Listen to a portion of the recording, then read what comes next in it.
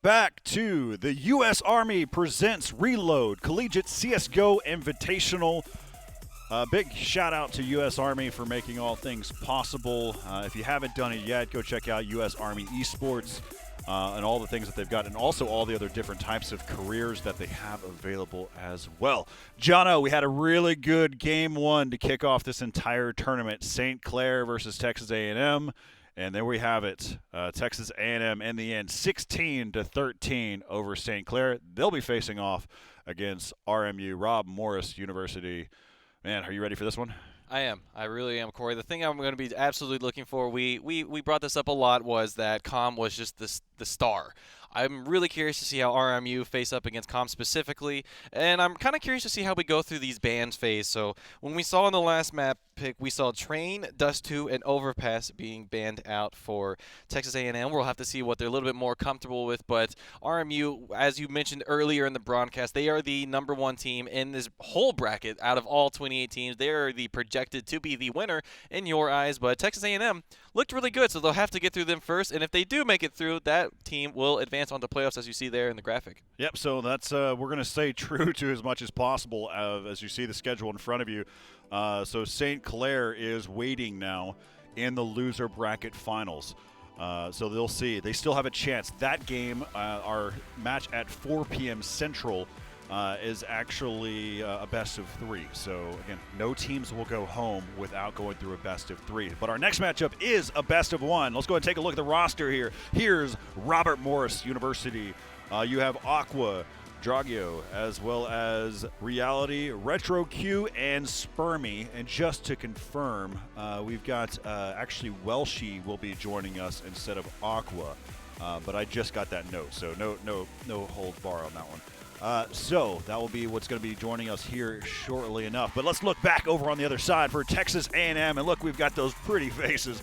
Now, Bird over there on the left side. Again, I think that he came out pretty clutch. But the reality is Corbin Lee did a really good job. Then you got Kraken as well as ER and Spoon.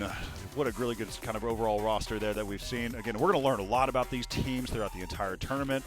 It's been awesome to see already off of map 1. Yep, and just to mention that, I think they all had their great moments. Spoon actually started it off for Texas A&M, finding multiple picks on mid. He seemed to be the unstoppable force, and then we just saw Com every time on the A site finding the picks. And then your favorite, the AWP over on Bird Box. I love that aggressive up. Yep, I was about to say, you mentioned it at the beginning of the broadcast, so if we have some bias towards the AWP, we know why from you, but I'm more of a fan of like the methodical, kind of the slower, the support role. Basically what I'm saying is I'm the guy who can't kill anyone. We're completely I like calling shots and being supportive. But all right, so there's your Texas A&M roster. Let's go ahead and take a look at the pick bans. Again, this is a best of 1. We're in Group A, upper round 2. So the first map that was banned was Dust 2 by Rob Morris, RMU. Then Train from Texas A&M, Vertigo, and Mirage. So we'll make a note of that. Dust 2, Vertigo, and Mirage were the 3 maps that RMU let go.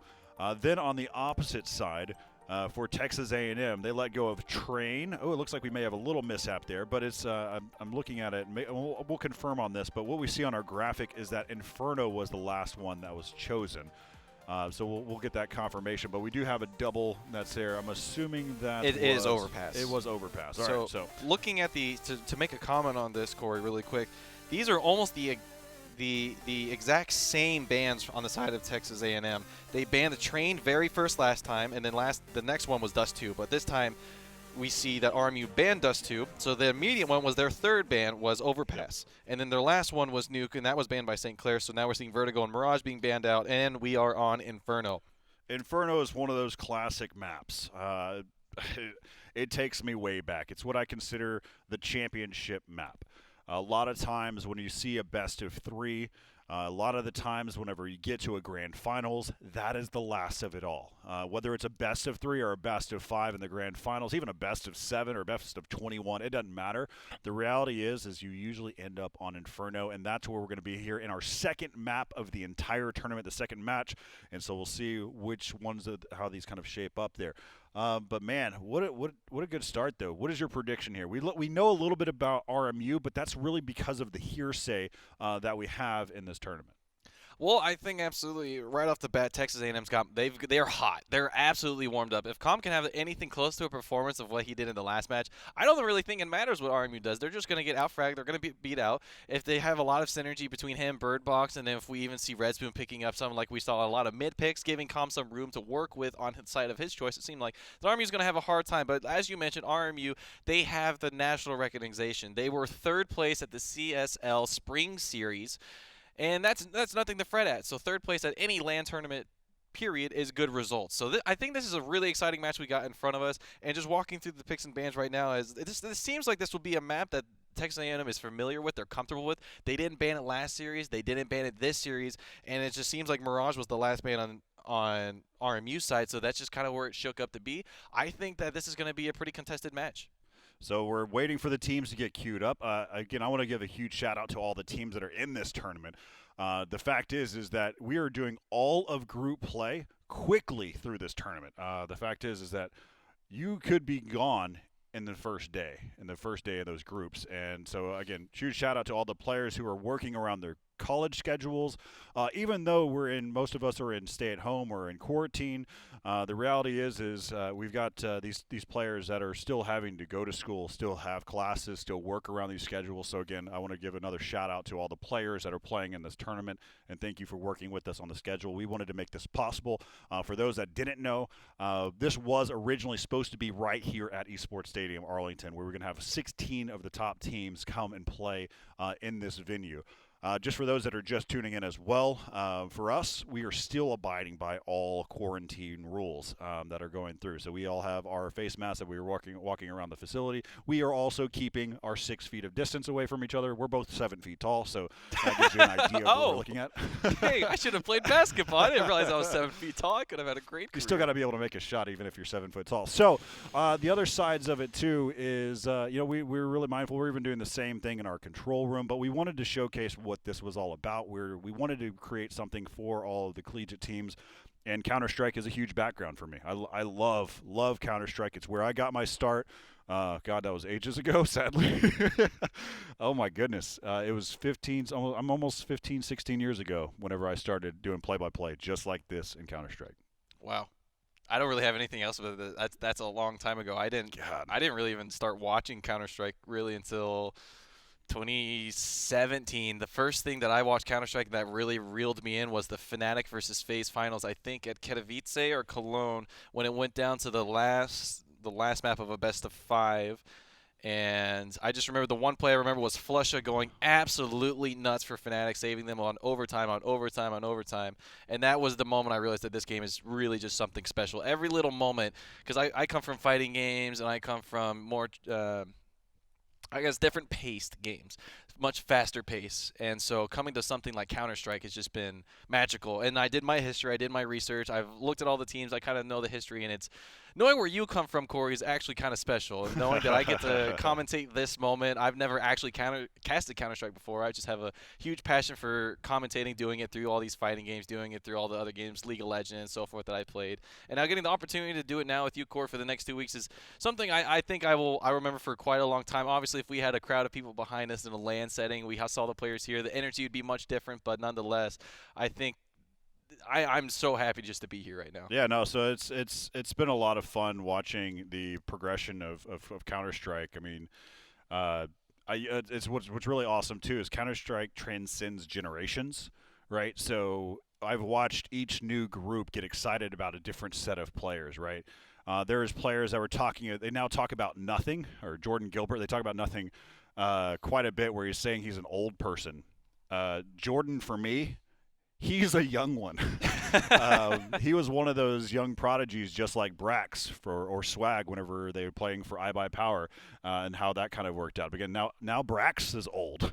So these are some of those young guns to me, but watching them kind of grow. But like back in my day, I was watching players like Harley, DSN, Karn. These are players from the original Fnatic, or Sal Volcano Garoza and Dominator and K-Sharp. These are all old players. K-Sharp, yeah, I love that one. And so K-Sharp, so K-Sharp is. Oh, here we go.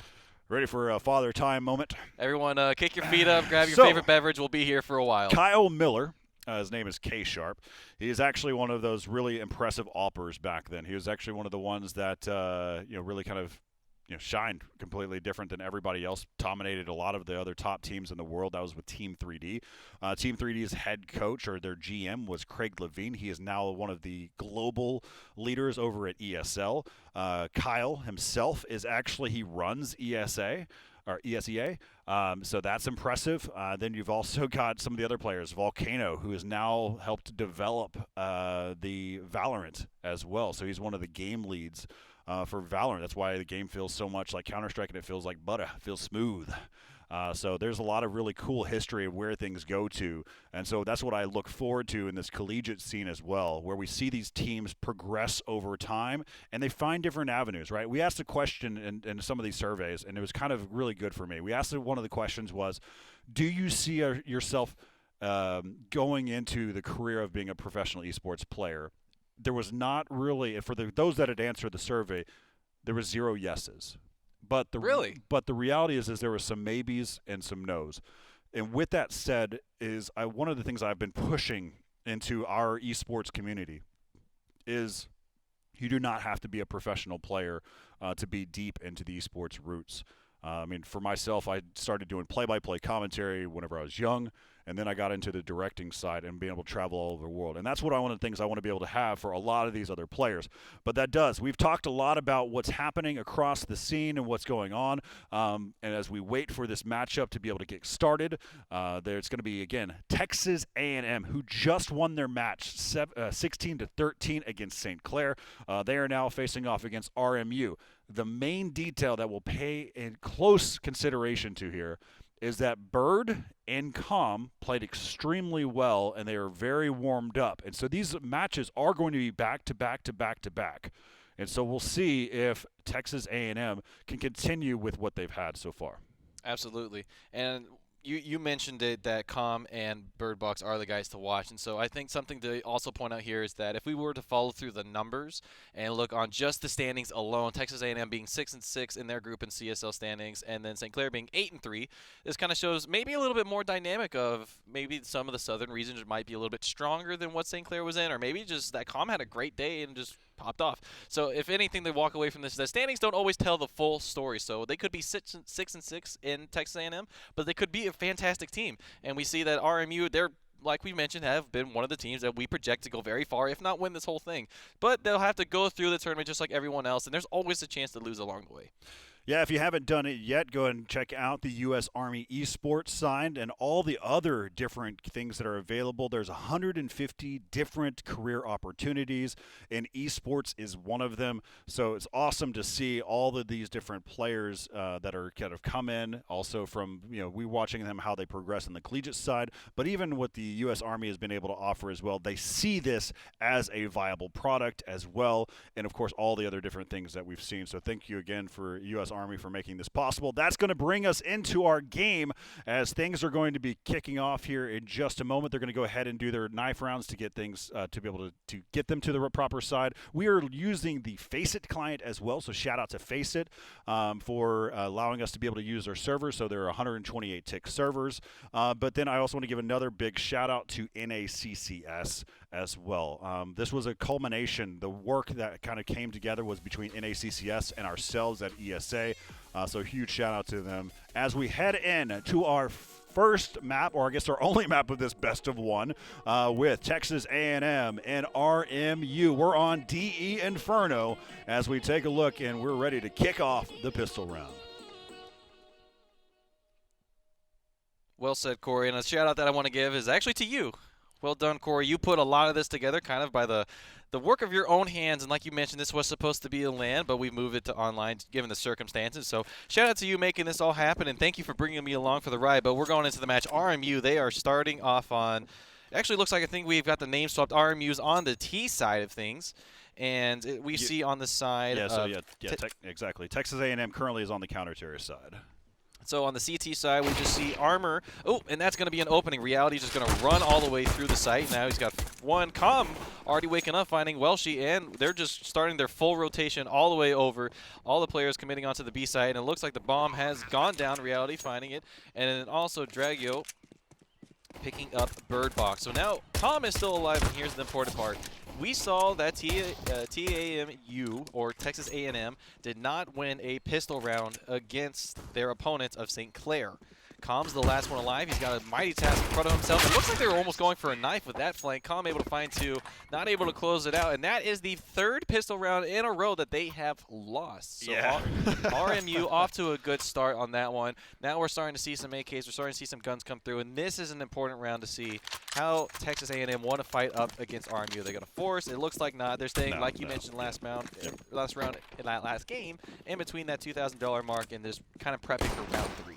Yeah, so they're going to be timid on what they're doing here. Just do a quick roster rundown again. We did it earlier. You've got Kraken, you've got Bird, ER, Com, and Spoon from Texas A&M. Well, she's pushing up here towards the banana side.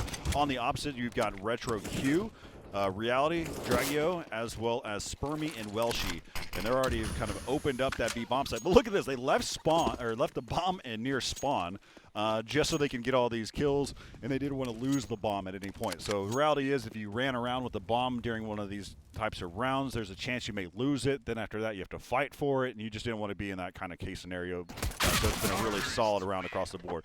One of the things, John, that we have to be considerate of in this entire tournament is how much respect that RMU is going to get.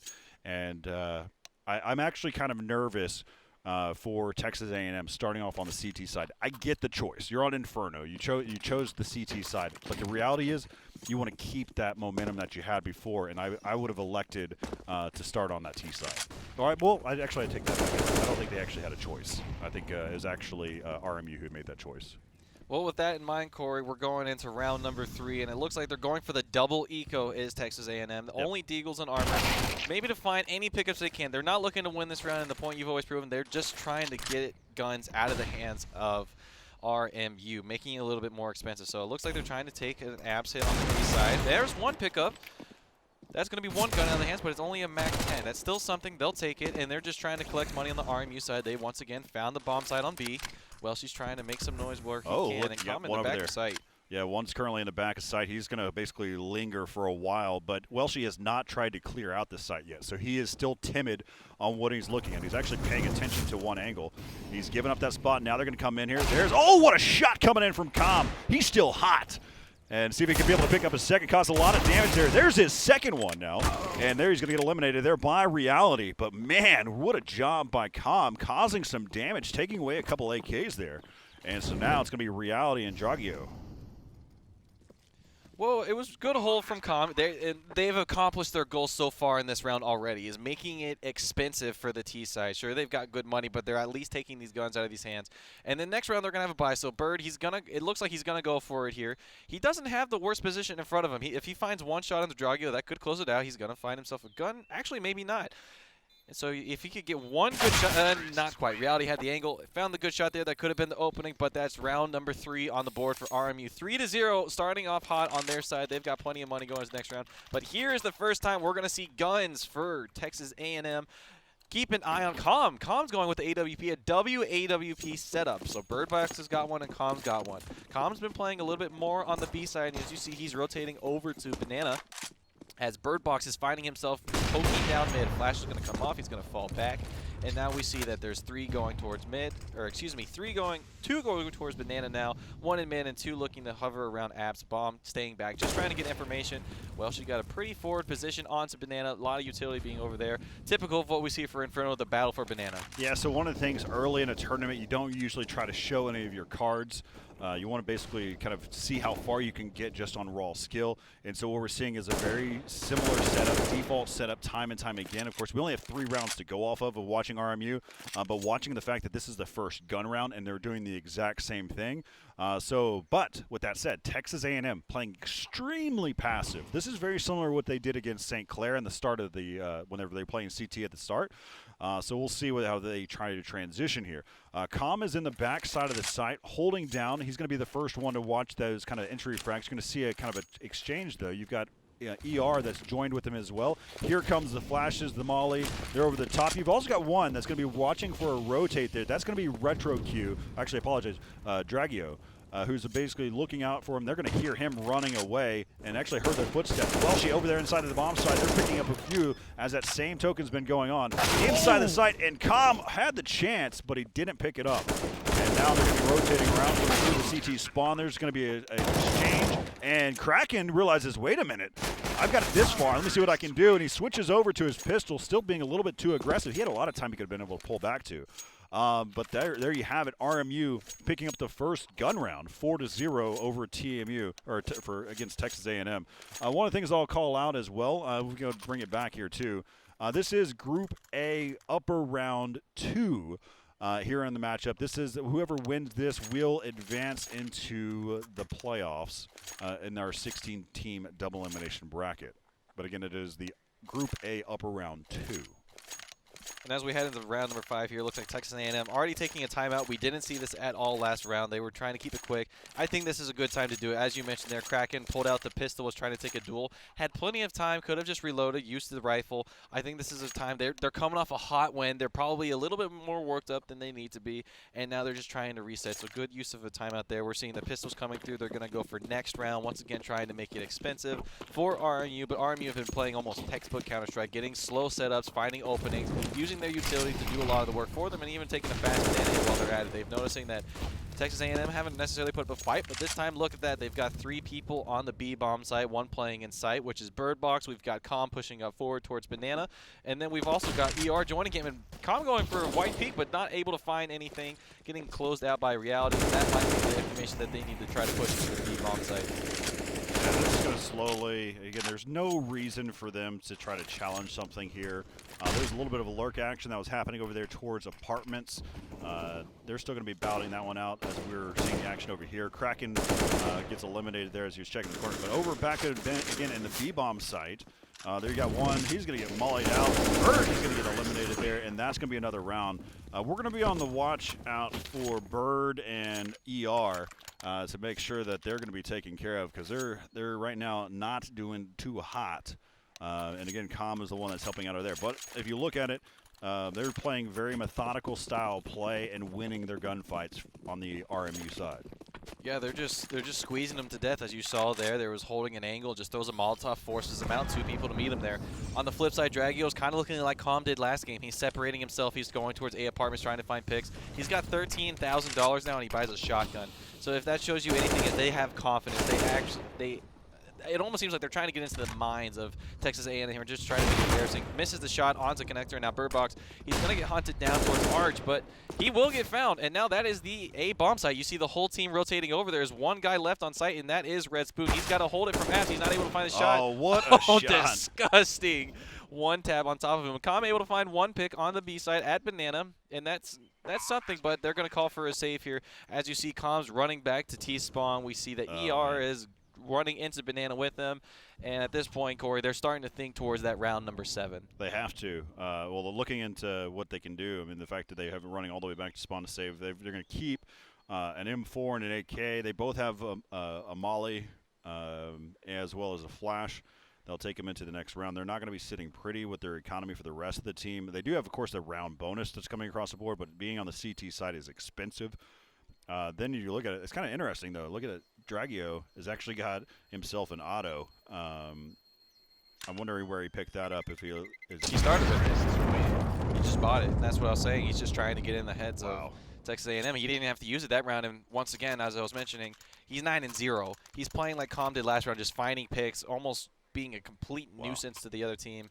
So, like you mentioned, Corey, ER and Bird Box, they've got to find their stride in this match, because they're just getting out-fragged right now. Red Spoon also at the bottom. They're sitting with 1 and 6. They're struggling along. It seems like this slower, methodical play is catching up to them a little bit. And so now we're seeing them pushing towards mid, and there we go. The shotgun coming out. Not finding the kill, actually. That could have been $900 in his pocket, but he's just jumping his way into apps. And now it looks like that ER and Kraken are going to try to hold themselves on B, while Red Spoon's going to hold himself on A, taking a shotgun. Hey, that's something. There's not a lot to walk with, but okay, well, there goes Spermy finding the kill for himself, and that's going to be the A side. We see 1 coming through Arch and Kraken. He's going to be met. Actually, he's going to be the one meeting Young, finding an AK for himself. And all of a sudden, Corey, this round's become doable. Whilst it was without pistols, we see an AK and M4 on the side of ER and Kraken, and it seems like they know where bombs are. I heard that flashbang coming out. Good react to it. Now it's going to be left up to Reality.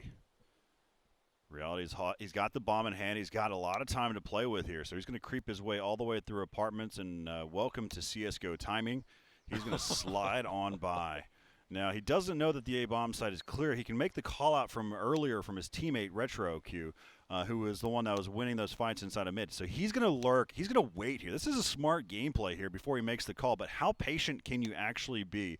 He's waiting for the players to kind of be able to push out here. They're going to start to clear out the site. 30 seconds left in the round. Why would you check this spot? Why would you? That's the reality that we're playing with here, but he doesn't have a lot of time, and there's Kraken. Kraken's just going to be on the opposite side. Waiting, and there he goes. He's going to be able to pick him off. Now he's going to go quickly to get this bomb planted.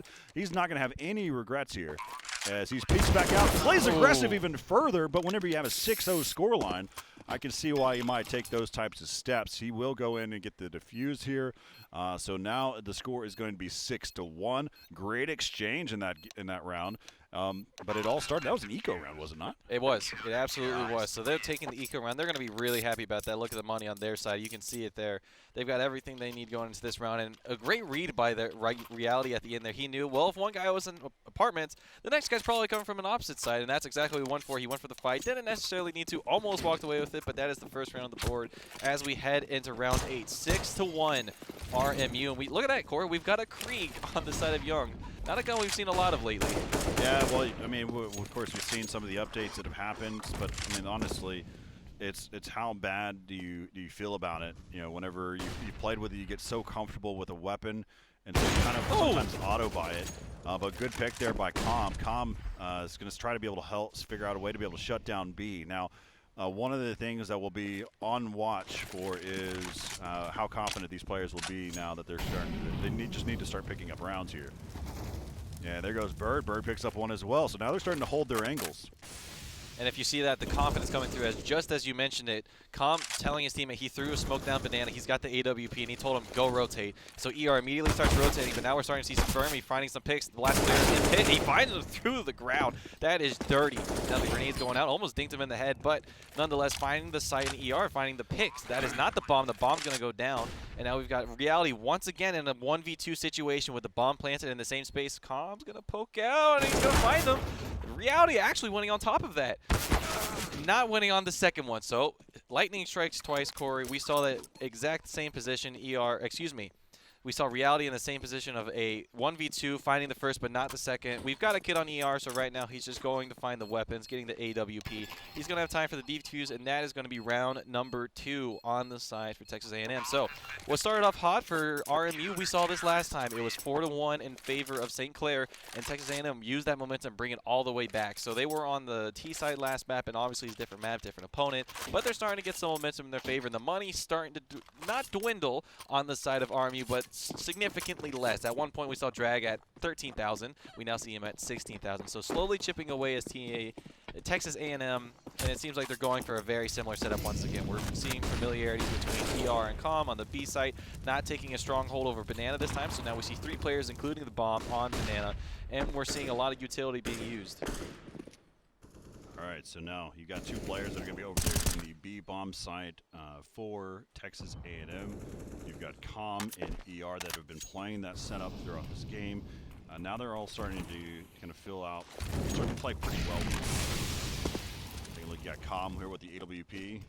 They're starting to be able to push over. Their bomb carrier for this round is actually Welshie heading over there towards Banana. He might be a little, yep, he does get too aggressive and gets picked off by Com. They now know the bomb is down over here, so they're going to try to get really aggressive now to be able to pick it up. They now know that the bomb has been taken away. There's the pick, and they saw the other one falling back, so now they can make that call out. But there is action happening over there towards the A-bomb site, as Kraken is going to try to hold this one down. He's underneath the court, and he misses the shot completely.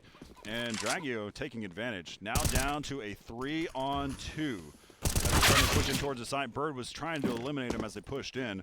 And good pick there by Com. Saw him cross in. That was the bomb carrier. That's the second time that Com has taken out a bomb carrier. And so that's going to leave it up here to Spermy. Spermy, the LMS. Does he have the time? And there it is. ER made his way all the way to port already and picks up the round. 3 rounds in a row for Texas A&M. Very strong hold there on the B side. As you mentioned, very early on in this match is trying to keep the bomb behind you just because the chaos that it can create in that round, and exactly that's what we saw. The bomb going down a little bit too early. You saw them retrieve it, and then Calm got one pick, and then he saw the bomb carrier run away. So that gave them the information they need to run at the A bomb site. And look at the setup once again. It seems like they're starting to get really comfortable with ER and Calm on this B site. 3 people stacking A, and it looks like that's a fast mid hit on the side of RMU, and they might not be ready for a quick rotation coming over from ER and Calm. You see them running through now, and then all the players either coming from truck side or apartments. Respoon not able to find anything. Kraken's able to find one. Reality and Spermy getting another 2 for themselves, and that is a nice pick there from Reality. That's going to make this one really hard for the side of Texas A&M, and this might even be a save situation.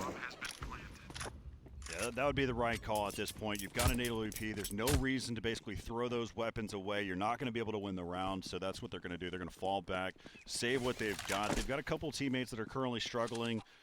So that's going to allow them to probably, they might elect to buy a couple weapons for their teammates, but they will be going in bare. They may even be saving for another round after this one, or they might try to kind of partial buy for their teammates.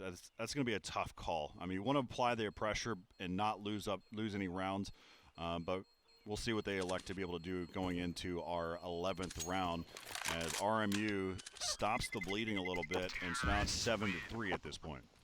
That was a great adaptation from them. Calm finding one towards the end. Ooh, I was about to say, he jumps, got himself hit there and losing the AWP. That's a $4,000 something loss there. It's one of my biggest pet peeves is like whenever you're saving a weapon, save a weapon.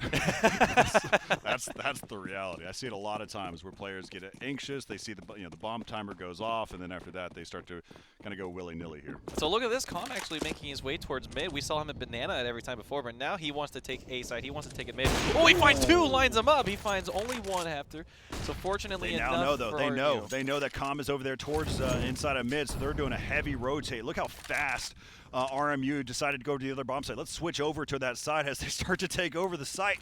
Right now you've got Reality pushing in. Spermy picks up one there onto Bird, and now there goes ER trying to hold it down for as long as he can as bomb is getting planted. We are on this 3-on-3 with ER waiting for his teammates to regroup, and a long lurk from Welshie. He's going to regroup as well, and so we'll see him later on in the round.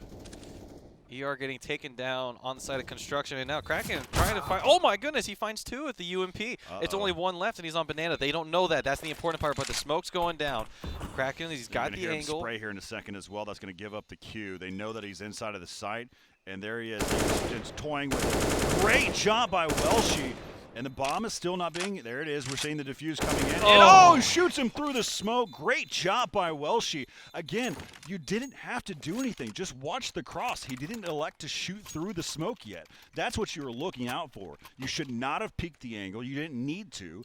And the fact is that's where Welshie took complete advantage. Smart play by Welshie by not even trying to shoot through the smoke. There's a lot of different things that they're working with. We'll have a quick little glitch here, and we'll fix that in a second. But there you have it, 8-3 in favor of RMU. Great play by Welshie there.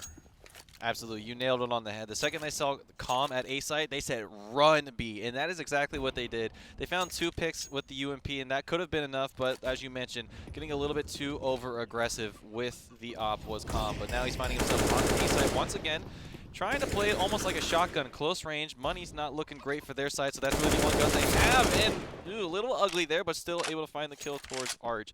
And so it looks like they're going to be making their way to A site, but the bomb's actually on B, so 3 players now making their way onto Banana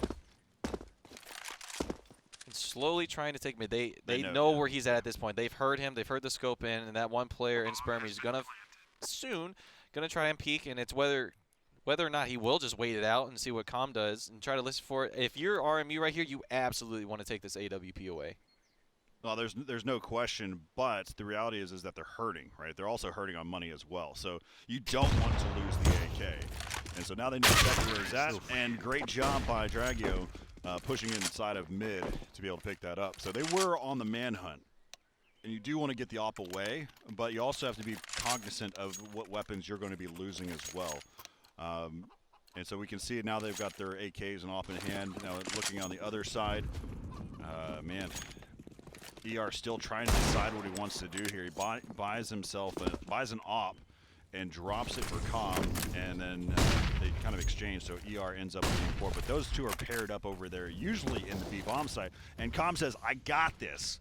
He's going to hold down the B-bomb site by himself, and that's going to scare them away. You look how fast the rotate happens as well. Yeah. So as soon as Com makes the kill, they know that he's a threat. There's no question that Com is the threat. And so you saw how fast they rotated. But the difference in this scenario, in this storyline, is the fact that Texas A&M have decided to go ahead and do a 4-1 and there they're going to start to push in. Reality and Welshie, see if they can get into this site and get this bomb. There's no reason to throw that down. That just basically gave it. And Welshie, though, Welshie is definitely someone to look out for. And there's the bomb planted. You can hear they're both scope versus scope. Oh, shoots him through the wall. 2 HP left. And this Molly's going to do a lot of damage if he can get away. Oh, it's just barely gets away from being barbecued. But look at this challenge here. And there's the op shot. Did not have to peek it. It was an op-on-op battle. There is no reason to do that there. And there you have it. They're going to go ahead and get the defuse. He does not have a kit, but he does have time. And so he'll pick up this AWP. And it's over by the side. There's no reason for him to have that M4. Oh, but that skin's a lot better. Okay, I'll take that one. So something we were talking about before this match. I've got my hands in the air right now, Corey, because I didn't really understand what happened there. He didn't have to take that peek, and we were talking about respect towards RMU right now. We're seeing RMU not respecting Texas A&M, and that's exactly what that was. He ran out there. He was so confident in finding that. I wouldn't say he threw away the round, but he certainly put him in a position to where he did not need to do that. So we're once again seeing Com swinging over to the A side. Oh, man, that's a lot of damage. That's a lot of damage. He's down to 18 health, but he's got the AWP. It only takes one shot from him. And a lot of damage coming out throughout the whole team on the side. Com finding the pick in apartments and immediately traded off, and Drago finding 2. The full rotation is now coming over to A. We actually see a man in might be able to banana. catch him. Oh, that was ER. That was on the flank really fast. That could have been a chance. Bird inside of the site. 1, 2, 3. Make him count. And Kraken finishes it off. Bird coming back into it and picking up 3. Wow, what a shutdown there from Bird inside of Graveyard. He's over by the Graveyard area and picking up all of those, just waiting. Man, oh man, what a job there. And again, Com shutting things down off the start there, picking up that first kill in the apartments. Those are the 2 that I would be on the lookout for. So now it looks like we're taking a last round, 15-9 RMU in round 15. They're going for a fast B hit. Unexpected is Texas A&M, but they've got the Molotov down. Com does not have an AWP, but he's got an AK, and it's proving to be just good enough. So all 4 members still there. We're seeing only one person rotate over, and he sees all 3 of them. So now the full rotation's coming over. Still got one on site, and ER. Oh no! He had the shots lined up, but he couldn't find it. And now they have to do the retake against these pistols. There's 1 AK and 1 FAMAS in the hands of Spermy. They've got guns. They have the time. They have 2 kits. Bird Box the only one without them. They've got to make this retake happen. The difference between 9 to 6 is actually what we saw last round. That's 1 pick. Nice pick there, finding Young in the back of sight. There goes Spermy, and now it's all onto 1 in reality. With the deagle, he's able to find 1, but not 2, and it's going to be 9-6 half for Texas A&M. That's exactly what we saw against St. Clair, Corey. Well, that's what it looks like. I mean, the reality is that we saw the very start of the previous game all be about Com. And then Bird started to step into play. And so that's what we're seeing, 2 really strong competitors in this matchup. And so that brings us into our second half now. Texas A&M, they fought their way back. They clawed their way back to get to where they're at. I mean, it was a 6-0 in favor of RMU, and that's where we have it. Now we're in our second half. Texas A&M. It's a little, I was just about to say, it's a little tricky, right? Have not won a pistol round yet, so we'll see how this one goes, see if they can shape one up here. Now they're going to be pushing in very aggressively. Big nade there coming in. And they're just clearing out the site one by one. Glocks are out. And there's the first frag coming in for ER. And that might be enough to set them over, so they're going to do a retake. Welshie was not worried about the flank. He thought his teammates were going to be there in time. Now you've got the pew-pew for Com. But it is down to a 3-on-3. A little bit of hurt. ER is hurt inside of the site. And he elects to still challenge. Dragio now. Let's go and hop on board with Dragio. He's down to 1-on-3. Tapping. Finally picks up 1 there. There's no reason to be aggressive. Look at that. A smart play by ER. Not being aggressive. Now they're not going to peek here. Bird's not going to peek as well. He's like, wait, you planted there? Where's the plan at? He does challenge, but he does not have the time. This round is over, and that's going to go ahead and do it for them. As, Texas A&M, chalk it, put it on the board. They picked up their first pistol round in this tournament. Of course, they've only had 3 pistol rounds, or 4 That pistol was rounds. fourth, yep. 4 pistol rounds to do so, but huge shout out to them. So 9-7. I think we've got a game on our hands. We absolutely do. And if you're ER, that round felt so good. He was 5-9 going into, got a 3K for himself. He's been slower this map, but that has to feel so good if you're him. And now we only see a scout and a Mag 7 on the other side, accompanied by Deagles. I'm really curious to see how they play out this T side, because what we saw last time from Texas A&M was that Calm would just go through A main on Mirage. I don't see a very similar situation other than Banana, and that's exactly where he's at. So I wonder how they use Calm to just go kill is what it looked like last time. So we see 2 players on the side from RMU stacking up at Banana, or excuse me, on the B side. We now see 4 people moving in at Banana. Looks like they're taking hit. Calm's got a forward position. He's got the AK, and he's going to take some grenade damage. Oh, a lot of it at that. But he still stays alive, even though he took those orc nades to the chest. All right, so we'll see Mag 7 out. And, oh, even at that range, he hits 2 of them, but not enough. That's going to put Spoon at 12 HP. They have taken over the bomb site. Now we're going to looks like we see over in the B site. This is something that you're going to take in consideration from time to time. Teams realize, you know what, we're not going to give you that $300 extra per player. We're not going to give up the deagles that we have. We're not going to give up the body armor that we have. If you look at it right now, Reality as well as Spermy are currently, they both have body armor. More importantly, what that means is that they are at 100 armor health. So all they have to do is spend an extra little bit to be able to get that head armor. And so that's why they're all going to be able to save here. So instead of paying $1,000 for Kevlar and helmet, they're only having to pay for that extra. I think it's like a $350 or something along those lines. It's been a while. Forgive me. $650 and $1,000. So $350. Yes. Yep. All right, so they're going to be able to buy head armor going into this next round. They save their weapons. There's no impact to the other side, so we'll see what they do on this side. They realize their money is also still shot, so they're like, well, do we buy $350 for this or not? And they probably will elect I don't think they do. If anything, they might invest in some pistols. You see, yep, exactly that. Pistols MP9 coming up for Dragio. Doesn't even buy armor. And to your point, Corey, maybe they don't even want to buy armor because they're like, oh, well, AKs are going to be out there just going to shoot us in the head, and that's not even going to matter anyway. So once again, we're seeing one guy on the B bomb side while the other make their way into apartments. Love me some scout. We'll see if Welshie's going to do something with this. He's got the scout inside of mid, but there's no challenge ahead of him. So he's going to be in a tough spot, especially because they're playing aggressive. So they rotate back around. Retro Q is going to be there underneath the porch, which then pushes them back. But here comes the rush out here. And Retro Q gets eliminated quickly there by the AK. That's the entry frag there. That's why you lead with him. All right, so now bomb has been planted inside the A site. What you want as Texas A&M is not to lose a player, and there goes Com. He lost himself as well as the weapon, but he'll be fine. He's got 2650 in the bank. He'll be doing really well going into this next round. AK going on the side of RMU. We'll see how they try to use it this round. Maybe they're just trying to keep looking the for exits. Yeah, they're looking for exits. But the fact is Inferno is one of those maps that allows you to even stay in the site on your exit. So there's no challenge that's going to be there, but they will still look out for it. That's why you see these players holding these angles. Watch this. They're going to start to flurry towards that back corner inside of pit. There they go. Let's go take a look there. You can see they're all in that corner now. He realizes I can't stay alive anyway, so he go ahead and sacrifices him to the bomb gods. And now we are tied up 9-9. It was 6-0 at one point there, Jono. 9-9. Wow. Yeah, that was looking pretty dire. So Dragio has slowed down since then. He's 21-9, still having a stand-up performance. Com having a stand-up performance. Both tops of the server, 21-13. We're seeing ER starting to come online. He's 9-9, feeling better about himself. And now we're seeing a fast push into Banana once again. Looking like this is the pivotal point for both teams. That's the catalyst for a lot of their success. And Kraken taking so much damage, forcing him to use that smoke to alleviate some of that. The grenade's going to come in. It's going to bring him down to 15. Not quite. Another one comes in. 1 HP. He is so lucky to have his life. Com on the flip side with 21 HP. This Banana hit could not go worse because there has been nothing gained other than just damage. Man, what a game so far. All right, so now the pace has slowed down drastically.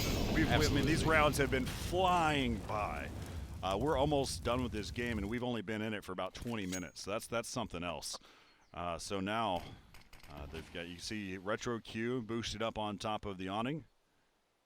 And we've got another 5-man push. This is exactly what we saw before. Let's go ahead and hop over back with, with Dragio. See if he can be able to hold this down here with his MP7. Dropping over the top. He drops one. Tries for a second. Not going to happen. You're going to see the rotate happen now. Comms right there says, wait a minute. I see somebody up on top of Ani, but he's going to get flanked. So a flank to flank. And now we're down to ER. Now they know the bomb's getting planted. And they know that he's going to be inside the site. But Spoon says, hey, I got my headshot lane figured out. He picks up a second kill. And so now he's going to be all by himself. And reality brings him back to it. And so now it's going to be 10-9 in favor of RMU. But what a round, though. There's a lot of players that were lost from RMU. So keep that in mind as we go along. But Spermy and Welshie have 4K roughly, and that's going to bring them up into a better picture. But Retro Q, we're probably going to see a drop there. Dragio has been interesting. He's been buying some really weird weapons. Now, that may be something, I'll put that down on my notes for looking at it in the future. But Dragio, I've seen him have a auto. I've seen him with a Mag 7. I've seen him now with an MP7. These are earlier rounds, so I'll put that in consideration. But we've seen some really unique weapons that he's had in his inventory. Yeah, absolutely. He had the position to hold with the MP7, and Welshie actually finding Calm right off the bat in Banana. So that might be a good sign for them. That might be the player they're watching out for, and they just took him out of the server. Now we're back to the slow game, as you mentioned, Corey. They're trying to take the A hit. We've got a player pit, we've got a player graveyard, and he's going to see it all. He's going to see one. He's going to go down the red spoon. That's going to be the opening. They don't know that the other player is on site, and the other is rotating from March. They find one, and now they're on site here, and he's going to find the hit. Unable to find the hit, and that's going to be the bomb down. They can see it there. Last player's on truck, and Spermy's just going to walk up, take the hit, and now we are at 9-11 as we head into round 21. RMU starting to come online. All players clicking with one another. Their aim is crisp, and that was a clean battle back. Now we're seeing the Tech 9s, we're seeing the pistols, the flashbangs. Nothing much on the side for Texas A&M. They got a CZ, and now they've also got a Galil. So it looks like they might just be playing a fast B hit here. The grenade doesn't do too much damage, but the Molotov's going to slow them down on the side of Banana, and Welshie's going to be the first to find ER, the lowest player on the side of Texas A&M, and that might be too much of a clue for them now. We're seeing rotations going over to B. We're seeing only one player left on A, and this Banana seems like where they're going to start and end their round on Texas A&M. Really love the way that they started off this round. If you saw the nade you said earlier, the fact is that they've had a default nade set up. They threw one inside of mid, but then over on Banana, what they ended up doing is they threw a smoke deep Banana and then had a molly or a incendiary grenade just on the opposite side. So, which at that point, if you have a rush that's happening, which was what we saw, they immediately ran directly into that molly. And so, of course, they were hurt. They had to slow down. Of course, you're running into your teammates because you think you're going through a smoke. All those different things came into play, which caused so much damage. And, of course, it was an eco round on the opposite side, right? We'll put that into reality. But it was a good overall default setup. You can see them doing it again right here. They've all got their smokes kind of set up. They've got some late mollies as well. So one of the things that I'm liking from seeing from RMU is they hit those initials to be able to set the tempo. They're slowing them down, but they still maintain on their full nade set for retakes. So that's something to be always keep in consideration when you're playing Counter-Strike. So Red Spoon getting caught over on the A side, and that's going to be the only one there. And they've got 3 people over, and that's going to be a call out. We might see one rotating onto B. We don't. They're actually holding the position strong for now. The smoke goes up on CT, and Welshie's going to find one player. Still no rotation over on the CT side. They hear the utility, they hear the guns, and that's the rotation. Com finds one. Now they're on the A side. Welshie's got to do it all at this point for his team. He's not going to be able to. Com jumping on over, and that's going to be the site is theirs. There's 3 players left on the side of RMU. Spermy, Dragio, and Young got to figure this out together. They've got a lot of money. They can make it happen. They've got all kits. They've got all their guns. And maybe at this point, Corey, I think they might be looking for exits, but they're pushing onto the side. I think they feel confident about this. Yeah, they're going to try to challenge this one a little bit, see if they can get at least one pick to start to be able to even up. Now you're going to see Dragio is going to go, wait a minute, you should save, but Com says you're not going anywhere. So this round is definitely going to Texas A&M. But one of the things I want to consider for a second on what happened, I want to break down that round for a second. Welshie had the angle, but he missed shot. Ooh, that was dirty. He missed shot after shot. As an opper, one of the things you have to always be mindful of is your confidence going into these rounds. And so you can see that they're kind of taking over, picking up some shots here, there. But he missed shot after shot, which then made him very timid, and he started shooting randomly. And you have to be, especially in close quarters sniping, you have to be calm, cool, and collected, so that way you can pick up those shots, because it's a tempo thing. That's all sniping is tempo. You gauge the tempo, but if you start shooting, I know it sounds odd, but when you start just randomly shooting at things, trying to get picks, you're gonna basically be all over the place. You base out the round off of timing, and that's where we saw some of the details, and that's why they're going to get into that bomb site. 12-10 right now, though, in favor of RMU. We see a lot of MP7s on the side of RMU, so trying to keep close quarters while they can. I know a lot of casters, a lot of analysts have said that's pound by pound like one of the best guns in the game to have for these kind of situations. And so maybe they're on to something as Texas A&M. They're not trying to play those close quarters. They see they throw some utility at B, and now they're going fast into A. They are already on site. They didn't check the one corner. Now they know that one player is in cold Zera. They have an idea that another one's in pit, and the rotation's already starting to come over for RMU. But they're finding the picks they need. Birdbox able to find another one. That's going to be the bomb down. They're now in a 2v3 retake situation. Well, so we see it. Reality has the M4. Well, she's the one that's leading the charge at this point for this close quarter.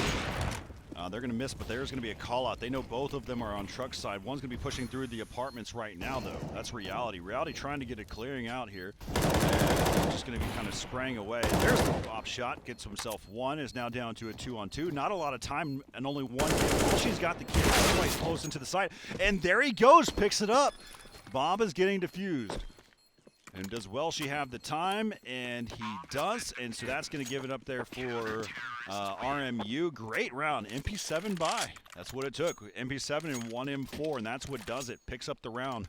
3-round lead for RMU. They had a great crossfire setup from the self-conf. Missing that first shot. Looks like he got a little frantic. Knew the other guy was in apartments. Peeked out and then just lost that fight. So that's how that one shook up. And that sends us in the round 24. 13-10 RMU. But we're seeing a pretty good buy on the side of Texas A&M. Regardless, all of the players have guns, but they also have a lot of grenade damage down Banana.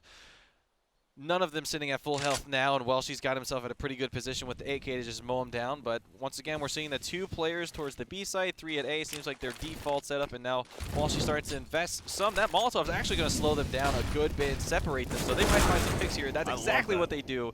Welshie, very well played, even by himself, gets traded, but finding 2 for 1 is absolutely... No, that's a trade you take. Especially when you watch what actually happened. We'll kind of break that down in a second. They push into the site, and they're spraying through the smoke. Now it's down to a 2-on-3. Spermie's like, you know what? I'm going to challenge this. I'm going to make sure that they can't get the bomb planted. There's their molly that's in the place, and they're starting to fall back. They do have the time. Now, they could fall back and toy with them for a little bit, but Dragio is going to be over here inside of mid. He's inside of Boiler currently. The other 2 are rotating around. So we'll see if they're going to be able there in time. Now Dragio is going to hear these footsteps going, well, thank you, I'll take this. Sets himself up. He misses for a little bit, and he picks them both off. And that's just silly play. I mean, the reality is you take it in consideration, but if it was a 2-on-2, I agree with it. You just go. You up and go. But a 3-on-2, you never know. You never know the scenario. You don't know if they were over-rotate or anything like that. So it was a gamble. They did have enough time to be able to creep up. They could have went towards the bracket side, but of course you want to go the closest, the fastest straight line that you can. But I want to take a moment back to what I was talking about earlier with Welshie on that the molly. He had a perfect set. He heard the footsteps coming up towards car, and he actually threw himself in a smoke. Again, causing that disorientation and be able to pick up the kill. Bird, though, with the Glock. Night to Reality, and Welshie is eliminated by ER, and whoa. Just like that, this is a eco round, and Texas A&M says, all right, let's see what we can do. ER, though, walking into the gunfire of Spermie, and they're, Matrix dodging bullets. But the bomb carrier is getting eliminated. He's doesn't have any more ammo. Finally, his teammate helps out. But now, down to this 2-on-2. Sorry, check that, 2-on-3. Spoon is left alive, but he's hurting. And they have no idea about this guy in construction holding it down. Lots of time. It is Young with the AWP. He doesn't even have to really land. He's trying to get the edge on that plant. He doesn't need to land the shot. Ooh, he finds it anyways. He can just pull out the pistol, and that will be enough. And now they know that he's there. There's another one coming through CT, and that's going to be the pick there. So it's Calm up against Young, and he's got the AWP. So 1 shot's all it's going to take, and he might get found here. Yeah. What are you doing? No, Calm, no. He knew he was there. He could have run through CT. perhaps try to make a flank in that way. He's forcing the hand of RMU if he's not seeing anything B-side, but that's going to be round 15 for RMU. 15-10. What was a close match is slowly falling through the grasp of Texas A&M. Now they don't really have a full buy for themselves, a little bit broken. We're seeing a MAC 10 on comm. We're seeing some utility here and there, but ultimately this is going to be a little bit of a battle as we see everything on the side of RMU. They are stocked and loaded with everything they need. We're seeing one person on banana, two for mid, and two creeping up to join them in, so maybe a slow A hit this time around. Corey, I would think we would see a timeout before this round, try to collect their thoughts, but now Welsh is going to find calm here, and now that's going to tell the story of there's no one else at banana. I found this. They're probably at A, and we might even see a rotation over on one of those players. Yeah, so one of the things, though, if you're just tuning in, it is the upper bracket round 2. This is the upper bracket finals. And so if RMU takes this round, it's over, and they move on into the playoffs. And Texas A&M will go down to the loser bracket, and now it's down. Oh, he misses a shot, and still going to be left alive, and that's going to do it. RMU, all they had to do was win one map to go into the playoffs based off a seed, and they take it. So RMU will be your first team. They'll be on the top side of the bracket. They'll be waiting for all of the remaining teams in this tournament, all 27 other teams that are going to be narrowed down to 16. We have our first one. And so now Texas A&M, they're going to bout it again against St. Clair in the lower finals. And whoever wins that will kind of go on and go into that 16-team bracket, joining RMU. So kudos to RMU. How'd that one kind of break down for you there, Jono? It was a pretty crazy round. You saw how initially they had so much more momentum. They took that with confidence, and they just dominated there in the end. Exactly. I think you nailed the nail on the head there. So the biggest point I wanted to pull through is that RMU definitely had a much more constructed level of play. It seemed like every time they had a strategy that didn't start working, they immediately pivoted. So we saw early on in the earlier rounds, we saw that they had a very early advantage, and then one of the rounds they slipped by, and then they immediately implemented a new strategy, and that's where they just went fast A, completely threw Texas A&M off, and that's where I think the constructed or strategic play that we saw from them, a little bit less pub style is what you were mentioning, kind of fell through for them, or excuse me, it worked out for them. And so we saw it was 9-9 at some point. We had a match, and then it ended up 16-10 in favor of RMU. The strategic play was a little bit too much to bear because we saw that it just seemed like they were kind of ramming their head into every brick wall was Texas A&M. They couldn't find the strategy they needed. Every single time they went for something, they were almost perfectly countered either by luck or just knowing their opponents well. And maybe that was the advantage of them having a bye, is they got to watch Texas A&M for that first match. Yeah, no, there's several different things to be able to consider. As we see there with you, Jono, there's so many things that we can consider. I mean, you can see how thoughtful you are in this case scenario. But reality is I mean, as we work through all these details, I mean, what do you think, John? I mean, it's tough. It's crazy to see what they're able to do there. Yeah, absolutely is. And so we'll see them moving on to the bracket, as you mentioned, Corey. But next up, we're going to have the rematch up between St. Clair and Texas A&M. So this is a really exciting one because we know that that guy stays online. He doesn't have down games. He already had 2 games against the tournament favorites. He had over 20-something kills. I didn't see what he finished off with, but he was over 20. And if he's dropping over 20 kills against the tournament favorite, then I think St. Clair's got to figure out how to shut him down. Maybe they just know, for instance, on Mirage, if they figured out he was always poking on A, send 2 guys to at least trade it, and then you're at a 4v4 and their top fraggers out of the server. That's maybe a route they'll need to take, and I'm also curious to see how these bans pick out. They just lost Mirage, so does that mean they're going to ban Mirage now, or are they going to try their hand? It was 16-13. It was pretty close. It was pretty competitive, and ultimately I think the momentum is what started slipping out of their favor. Yeah, the big difference here, though, is that the fact is this is a best of 3 now, and so we have several different maps that are going to be available. One of the things as we look at it as well, Texas A&M, they've now played for 2 hours straight. They're now back-to-back, and now they're going to have to go into a best of 3 at this point and seeing if they can continue to play. That's going to be 4 hours of Counter-Strike just for them alone. St. Clair, even though they lost their first one, they immediately went down to the lower bracket. They've been waiting. They've now been waiting a full hour for this matchup, so they've been able to talk about how they adjust for certain things. You saw Calm, how he played throughout that game, and then also you saw what happened with Bird, the rest of the team. They were playing extremely well throughout that game, and so they're going to be paying attention to those types of players. They're going to find out philosophically on how do they play this game and how do they approach it all the way through. So a lot of good games that have happened there so far. But joining us now is we actually have one of the players from that game from RMU, Welshie. That was a great game that we saw. What were some of the things that was going through your heads once you kind of started off with a 6-0 lead?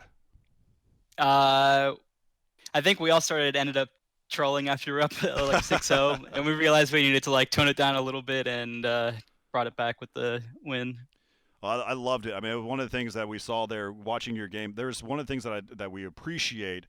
We noticed on the T side, you can correct us if we're wrong on this. We saw you on your T side. You're really relying on a heavy default on Inferno.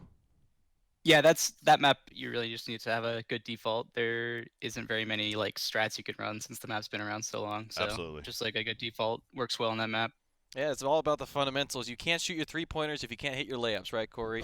But something I want to ask you about, Welshie, is how'd you guys deal with Com? I'm sure you watched the match before, saw him drop over 40 kills against St. Clair. So going up in this matchup, he obviously had a great match for himself. Was there any counter strategy you had specifically just for him? Well, we started going to his site just to troll him, and then he started killing us. So then we just started going A every round, and then yeah, on T side or on CT side, we just were able to hold it down, I guess. No, it was a great game. So, of course, what that means, I mean, how many tournaments have you had to play in where you only had to play one map and then get the chance to be already dumped into the double elimination bracket? I think this is the first tournament that's happened. Well, you absolutely deserve it. The way that everything's set up, we focused on the seeds. We paid attention to a lot of the teams that were there, and that's just how everything shaped up. You ended up in a group that only had 3 teams, but I still think it's well deserved. I think most teams already knew that you guys were going to be in the playoffs anyway, and so huge kudos to you. Do you have any shout out or anything that you want to mention before we head out here? I guess my teammates. Good job, guys. That's it. All right, one last question I got for you before we go. How's the quarantine been for you? Boring, I guess. Yeah. Sucks that some other tournaments got like delayed, I guess. But yeah, just been sticking it through, I guess, or whatever. So Welshie, I apologize. I didn't do the research on it. Are you a senior or a junior? Where are you at in your school year? I just graduated like a couple months ago. Gotcha, Hey, congratulations. Gotcha. Awesome. Thanks. Well, I hope that you still get the chance to even come down. We still want to be hosting these collegiate tournaments here at the Esports Stadium Arlington, so hopefully we'll see you soon. But best of luck. Congratulations on graduating as well. And we look forward to seeing you. You've got 7 days of rest ahead of you. So we'll make sure we kind of touch base with you. Make sure you hang out and watch some of the games that are happening throughout the rest of these next 8 days. But again, congratulations, Welshie. Thanks. See ya. Awesome. Appreciate it, guys. So there we have it. You've got a really good game coming in from RMU. That brings us into our final match of the day. It's a best of 3. We've got Texas A&M at it again. They'll be facing off against St. Clair. This will be the lower bracket finals. And again, whoever wins this will advance and join RMU in the playoffs. Wow, just like that, we've been able to eliminate so many teams so fast. Well, just one team. But that's going to do it, and we'll be right back here after the break, so stay tuned. We'll be back in a moment.